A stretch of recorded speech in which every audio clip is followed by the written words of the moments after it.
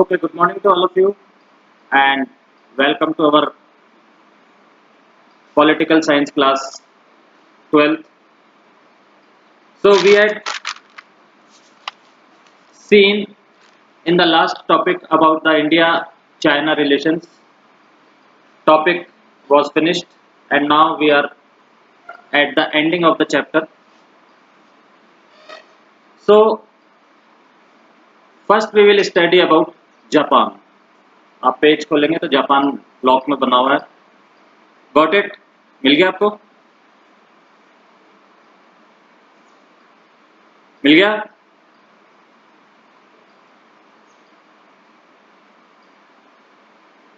Can you hear me?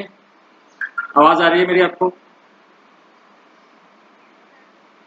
मिल गया Japan? बेटा use chat option में. हाँ ठीक है. Okay, we will study about Japan and उसके बाद जो अपने जो टॉपिक्स आए हैं वो सारे अपन एक के बाद एक स्टडी करेंगे. First is Japan. Sony, Panasonic, Canon, Suzuki, Honda, Toyota. You might have heard about these famous Japanese brands. आपने फेमस जापानीज ब्रांड्स के नाम तो सुना ही है, जो कि क्या है, सोनी है, पैनासोनिक है, कैनन है, सुजुकी है, होंडा है, टोयोटा है, Mazda etcetera. They have a reputation for making high technological products. Japan has a very few natural resources and imports most of the raw materials. Even then, it is progressed rapidly after the end of the Second World War. It is the second largest economy in the world. It is the only Asian member of the G7. It is the 10th most populous nation in the world. Now, अपन ने इन सबके नाम तो सुना ही है, जो कि popular brand है, Japan की कंपनीज है. सोनी है, पैनासोनिक है, Canon, Suzuki, Honda, Toyota, Mazda. और ये सब क्या है, ये हाईली टेक्नोलॉजिकल प्रोडक्ट्स है जो कि जापान द्वारा प्रोड्यूस किए जाते हैं. अब सबसे बड़ी बात यह है कि जापान के पास जो नेचुरल रिसोर्सेज हैं वो बहुत कम है, या नहीं के बराबर ही मानते हैं अपन उसको. अगर अपन देखें तो जापान के पास जो नेचुरल रिसोर्सेज हैं वो बिल्कुल भी नहीं है. जैसे अपने पास है ना, बहुत सारे मिनरल्स हैं, इंडिया के पास बहुत सारे नेचुरल रिसोर्सेज हैं और दूसरी कंट्रीज के साथ पास बहुत सारे नेचुरल रिसोर्सेज हैं, तो जापान के पास इतने नेचुरल रिसोर्सेज नहीं है. वो ज़्यादातर नेचुरल रिसोर्सेज कहाँ से लेता है? दूसरे देशों से लेता है, इंपोर्ट करता है, दूसरे देशों से लेता है, फिर उसको क्या है, टेक्नोलॉजी के अंदर वो उसको यूज करता है. दूसरे देशों से लेता है और उसको टेक्नोलॉजी में यूज करता है. अगर आपने 9th और 10th पढ़ा होगा जापान का, तो जापान के जो सबसे बड़ी जो उसकी खासियत है वो ये है, उसके पास रिसोर्सेज तो कोई है ही नहीं. नेचुरल रिसोर्सेज जैसे अपन ने अभी पढ़ा कि नेचुरल रिसोर्सेज तो कुछ है ही नहीं, तो फिर वो लगाएगा किस पे? वो अपने संसाधनों का, अपना रिसोर्स किस पे लगाता है कि वो इतनी जल्दी इतना ज़बरदस्त डेवलप है कि उसका पीछा करना भी मुश्किल है कई देशों के लिए. वो जो रिसोर्सेज लगाता है वो ह्यूमन रिसोर्स लगाता है. वो अपने देश के नागरिकों को क्या करता है, वो अपने देश के नागरिकों को क्या करता है, डेवलप करता है, एजुकेट करता है, उनको नई से नई टेक्नोलॉजीज उनको सिखाता है. उसके पास रिसोर्स ही क्या है? उसके पास नेचुरल तो कोई है ही नहीं, खाली ह्यूमन रिसोर्स ही है उसके पास. बाकी जो मिनरल्स वगैरह है, जो रिसोर्स है, वो दूसरे देशों से इंपोर्ट करता है, दूसरे देशों से लेता है, फिर उसको वो जिसमें प्रोडक्शन में चेंज करते हैं वो उसके देश के लोग होते हैं. सो सेकेंड वर्ल्ड वॉर के बाद जापान ने बहुत तेजी के साथ प्रगति की है, उसका बहुत तेजी के साथ डेवलपमेंट हुआ आफ्टर सेकेंड वर्ल्ड वॉर. और जापान की जो इकोनॉमी है वो दुनिया की दूसरी सबसे बड़ी इकोनॉमी. जापान की जो अर्थव्यवस्था है वो दुनिया की दूसरी सबसे बड़ी इकोनॉमी है, कंट्री वाइज देखते हैं. अब अगर आप यूरोपियन यूनियन की देखते हैं तो यूरोपियन यूनियन की सेकंड है वर्ल्ड में, बट यूरोपियन यूनियन के पास क्या है, वो उसके साथ बहुत सारे देश हैं, उन सबकी मिलाकर के सेकंड है।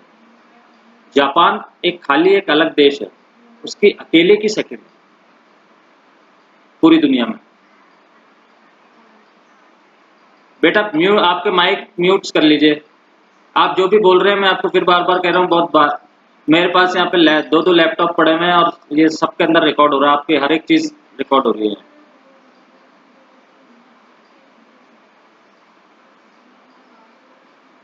आप आपका कोई भी ऐसा मैसेज मत भेजिए, मेरे से बात करते वक्त आपको अगर कोई भी मैसेज भेजना है तो मैसेज भेजिए, मेरे को मेरे साथ चैट करनी है तो, अदरवाइज आपस में चैट मत करिए। जो भी आप करते हैं वो सब स्क्रीन पे आता है। और फिर 2 लैपटॉप लगे हुए हैं यहाँ पे, एक लैपटॉप की पूरी रिकॉर्डिंग जो प्रिंसिपल सर का वो जो व्हाट्सअप में है उसके ऊपर जाती है, और एक व्हाट्सअप एक अपने उस पर आती है जो अपना उसका ग्रुप है, स्कूल का है। अनुष्का ऐड नहीं हो पा रही है तो बेटा उसको,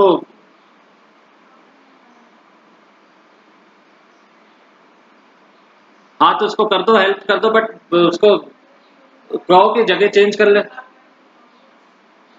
आज बादल वगैरह हो रहे हैं, नेट की प्रॉब्लम आए शायद।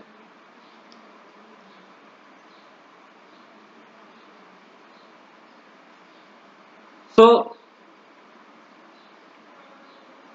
जापान क्या है, दुनिया की दूसरी सबसे बड़ी,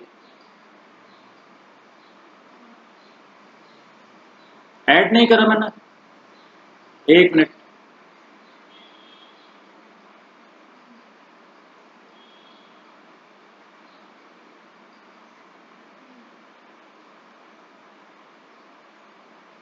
ऐड हो गई।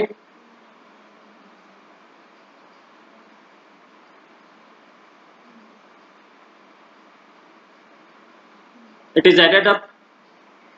अनुष्का,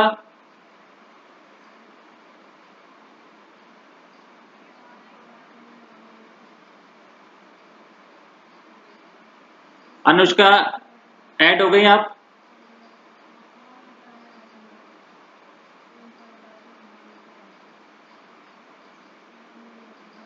ठीक है, ओके।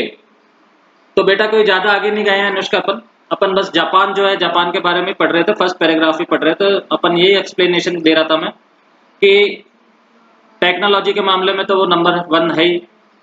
फिर उसके बाद सेकेंड वर्ल्ड वॉर के बाद वो बहुत तेजी के साथ उभर करके सामने आया, और एट प्रेजेंट वो दुनिया की सबसे बड़ी, दूसरी सबसे बड़ी इकोनॉमी है।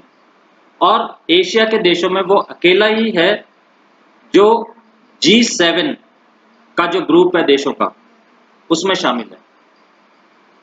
और आबादी के लिहाज से, पॉपुलेशन के लिहाज से जो दुनिया में जापान का नंबर आता है वो 10वां है, वो 10th है पॉपुलेशन के लिहाज से। जापान 10th है, और एक ही कंट्री है जो G7, जो ग्रुप 7 है कंट्रीज का, उसमें वो अकेला एशिया का देश है जो ग्रुप 7 के अंदर शामिल है। अब ग्रुप 7 क्या होता है मैं आपको बता देता हूँ।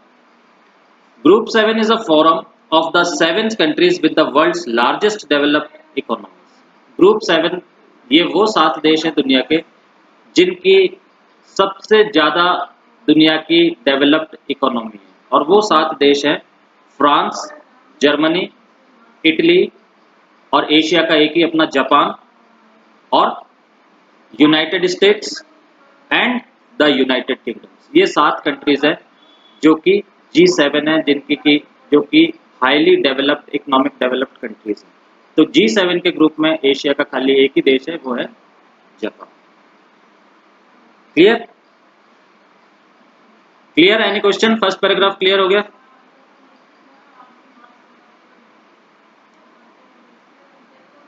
Now we move ahead. Japan is the only nation that suffered the destruction caused by nuclear bombs. It is the second largest contributor to the regular budget of the UN, contributing almost 10% of the total. Japan has a security alliance with the US since 1951. As per Article 9 of the Japanese Constitution, the Japanese people forever re-announce war as a sovereign right of the nation and the threat or use of force as means of settling international disputes. Although Japan's military expenditure is only 1% of its GDP, it is the fourth largest in the world. तो आप अपन इस paragraph को देखते हैं, इसके अंदर जो nuclear Japan ही खाली एक ऐसा देश है पूरी दुनिया के अंदर जिसने न्यूक्लियर बम का डिस्ट्रक्शन झेला, जिसके ऊपर एटम बम गिरे थे और उसने इस डिस्ट्रक्शन को, इस विभीषिका यानी कि विध्वंसकारी जो भी चीज होती है उसको उसने झेला, वो दुनिया का एक ही देश है। जापान यूनाइटेड नेशंस के जो बजट है उसमें 10% का योगदान करता है और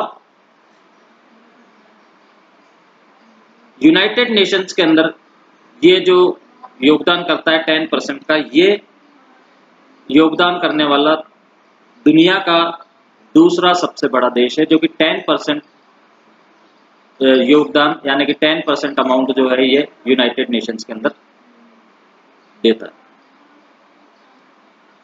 1951 से जापान का अमेरिका के साथ क्या है, मिलिट्री अलायंस है यानी कि सुरक्षा गठबंधन है। 1951 से दोनों की मिलिट्री क्या है, जुड़ी हुई है, सुरक्षा गठबंधन है जापान का और अमेरिका। और जापान के कॉन्स्टिट्यूशन का जो आर्टिकल 9 है उसमें क्या लिखा हुआ है, उसके अनुसार क्या लिखा हुआ है, जो राष्ट्र नेशन की जो सोवेरेनिटी है, ठीक है, उसके अकॉर्डिंग क्या है, युद्ध को तथा अंतर्राष्ट्रीय विवादों को सुलझाने में बल प्रयोग अथवा धमकी से काम लेने के तरीके का जापान के लोग हमेशा के लिए त्याग करते हैं। यह आर्टिकल 9 कॉन्स्टिट्यूशन में उनके लिखा है कि किसी भी तरह के विवाद को सुलझाने के लिए या कोई और प्रॉब्लम हो तो उसको सॉल्व करने के लिए जापान के लोग बल का यानी कि फोर्सिबली कभी भी प्रयोग नहीं करेंगे और ना ही किसी तरह की धमकी किसी देश को देंगे और काम करवाएंगे। ऐसा उनके आर्टिकल कॉन्स्टिट्यूशन के अंदर लिखा हुआ है। जापान का जो मिलिट्री एक्सपेंडिचर है, जो सैन्य खर्च होता है जिसको अपन हिंदी में बोलते हैं मिलिट्री एक्सपेंडिचर है, वो खाली 1%, वो खाली अपनी मिलिट्री के ऊपर 1% ही खर्च करती है। उसके बाद भी उसका 1% भी इतना ज्यादा है जापान का कि वो दुनिया के अंदर चौथे नंबर पे,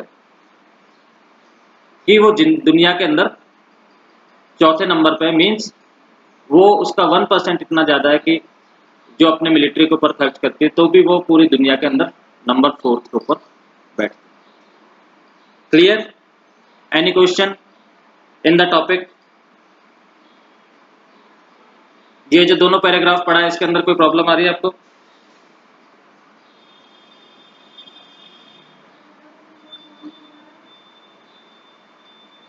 sir 7 note, it is 7th।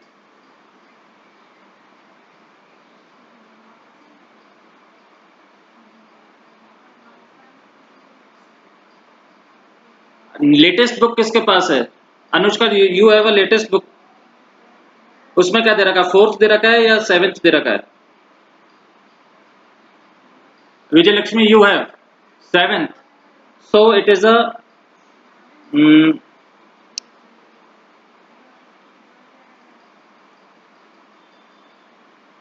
Japan's military expenditure is only 1% and it is the 7th largest in the world.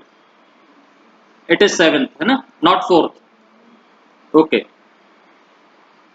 जिनके पास ओल्ड बुक्स हैं वो करेक्ट कर लें, it should be 7th।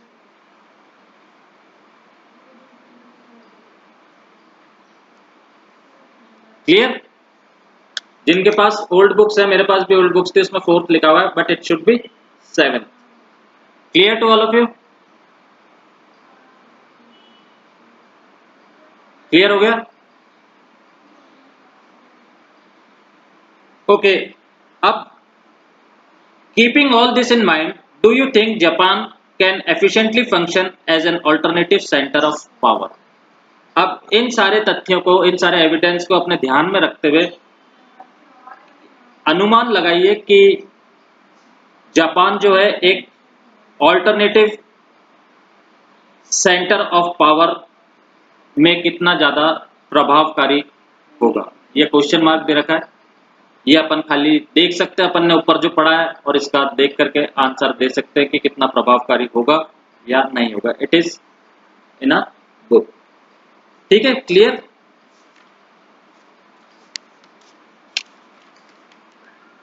Next heading is new centres of power. So yesterday I had sent you the topics added as a new centers of power. So number one is BRICS, BRICS, BRICS. The term BRICS refers to Brazil, Russia, India, China and South Africa. So the full form of BRICS is Brazil, Russia, India, China and South Africa. BRIC was founded in 2006. Yes, what? क्या है आपका? किसने भेजा था ये message? From Vijay, South Korea. So what is the full form? BRICSS or BRICS?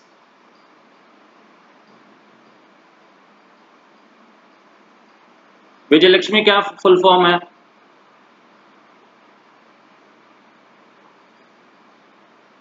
South Korea, you have South Korea is also there in your book.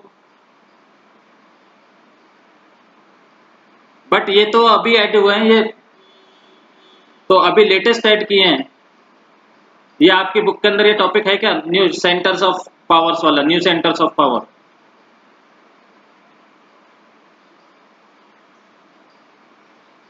विजय लक्ष्मी, आपकी किताब के अंदर ये टॉपिक दे रखा है क्या? I am alternative power centres of power तो अपना खत्म हो गया बेटा। अब उसके उसी चैप्टर के साथ रिलेटेड नया टॉपिक स्टार्ट हुआ है, न्यू सेंटर्स ऑफ पावर। आप कंफ्यूज क्यों हो रहे हो? मैंने आपको भेजा है ना।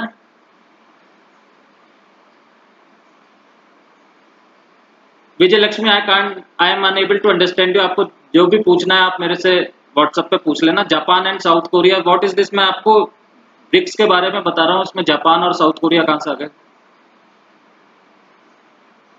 मैंने कल जो आपको भेजा है न्यू सेंटर्स ऑफ पावर, उसके अंदर जो फर्स्ट टॉपिक है ब्रिक्स, वो मैं आपको पढ़ा रहा हूँ। इसके अंदर ब्रिक्स के अंदर ये जापान तो कहीं दिख ही नहीं रहा और ना ही कहीं साउथ कोरिया दिख रहा है मेरे को। और अगर आपको उसके बाद भी कोई कंफ्यूजन हो तो जब मैं क्लास ले लूँ आफ्टर 11 o'clock या शाम के टाइम, आप मेरे से कंसल्ट कर लेना इस बारे में। ठीक है?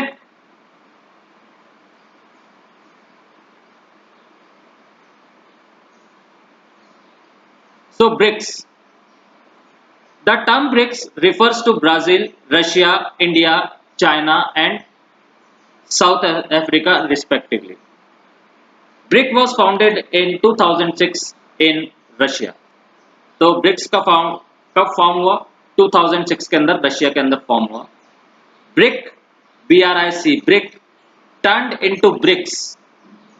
पहले ब्रिक था, फिर वो किस में टर्न हो गया? ब्रिक्स के अंदर। After the inclusion of South Africa in its first meeting in the year 2009। और ब्रिक्स कब बना? जब उसके अंदर साउथ अफ्रीका भी जुड़ गया 2009 के अंदर। तो पहले वो ब्रिक था, BRIC था। जब साउथ अफ्रीका भी उसके अंदर ऐड हो गया 2009 के अंदर जुड़ गया, तो वो ब्रिक्स हो गया। तो नाम क्या हो गया? Brazil, Russia, India, China and South Africa. Clear? The key objectives of BRICS are primarily to cooperate and distribute mutual economic benefits among its members besides non-interference in the internal policies of each nation and mutual equality. तो BRICS का जो मोटो है या objective है वो क्या है कि जो भी